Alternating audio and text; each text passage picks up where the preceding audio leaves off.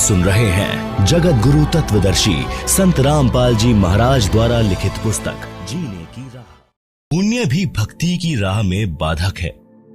पूर्व जन्मों के पुण्य के कारण घर में धन होता है, सर्व सुविधाएं होती हैं। किसी को राजपद प्राप्त होता है जो भक्ति में बाधक होता है। वह सुख उसको परमात्मा से कोसों दूर यानी कई किलोमीटर दूर कर देता है। ऐसा सुख भी जीने की राह में रोड़ा है, परमात्मा प्राप्ति की मंजिल को दूर कर देता है। कबीर जी कहते हैं, सुख के माथे पत्थर पड़ो, नाम हृदय से जावे, बलिहारी व दुख के जो पल पल नाम रटावे। एक धनी व राजपद प्राप्त व्यक्ति को परमात्मा की कथा सुनाने की कोशिश करके देखें, उसकी बिल्कुल रुचि नहीं बनेगी। दूसरी ओर पाप कर्मों की मार झेल रहे व्यक्ति को परमात्मा चर्चा सुनाएं, उसे बताएं कि परमात्मा सर्व कष्ट दूर कर देता है। आप परमात्मा की भक्ति किया करो। देखो, अपने गांव का अमूक व्यक्ति उस संत से दीक्षा लेकर सुखी हो गया। वह भी आपकी तरह कष्ट में था, तो वह दुखी व्यक्ति भक्ति पर लग जाता है। उसके लिए वह दुख वरदान बन गया।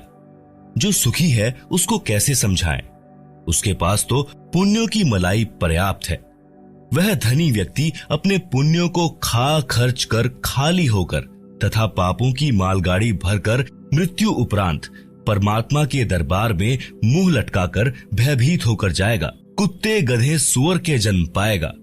इसके विपरीत दुखी निर्धन व्यक्ति परमात्मा की भक्ति करके, दान धर्म करके वर्तमान जीवन में भी सुखी हो जाएगा। पाप कर्मों से बचकर, पुण्यों की मालगाड़ी भरकर, भक्ति धन का धनी होकर परमात्मा के दरबार में निर्भय होकर जाएगा। परमात्मा सीने से लगाएगा, उस भक्त को मोक्ष देकर सदा सुखी कर देगा। यदि धनी राज्य पद प्राप्त सुखी व्यक्ति भी भक्ति पर लग जाए तो उसका तो कार्य बना बनाया है, मोक्ष में कोई अड़चन नहीं है। एक प्रश्न। एक सज्जन पुरुष ने कहा कि मैं कोई नशा नहीं करता, सब बुराइयों से दूर हूं, दूसरे की बहन बेटियों को अपनी समझता हूं, कोई पाप नहीं करता, मुझे भक्ति की कोई आवश्यकता नहीं है। सत्संग में ऐसे ऐसे स्त्री पुरुष जाते देखे हैं जो प्रत्येक बुराई करते थे, बदनाम थे। इसका उत्तर, जैसे 2 एकड़ जमीन है, 1 एकड़ को बहाकर संवार रखा है, यानी उसके झाड़ बोझड़े घास काट कर हल या ट्रैक्टर से बाह करके साफ सुथरा कर रखा है और बीज बोया नहीं। दूसरे एकड़ जमीन में सब खरपतवार, झाड़ भोजड़े तथा घास अड़ा खड़ा है, तो दोनों ही व्यर्थ हैं।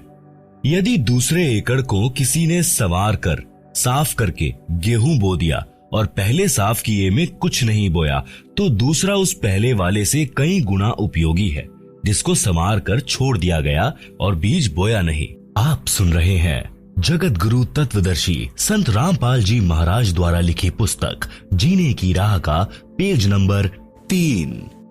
इसलिए यदि आप विकार बुराई रहित हैं, तो आप जी को भक्ति बीज बोना पड़ेगा, तभी आप जी के शरीर रूपी जमीन का लाभ होगा। जो बुराई करते थे उनको ज्ञान हुआ और बुराई त्याग कर भक्ति करते हैं, तो उन्होंने अपने जीने की राह बदल ली, साफ कर ली, मंजिल निकट हो गई।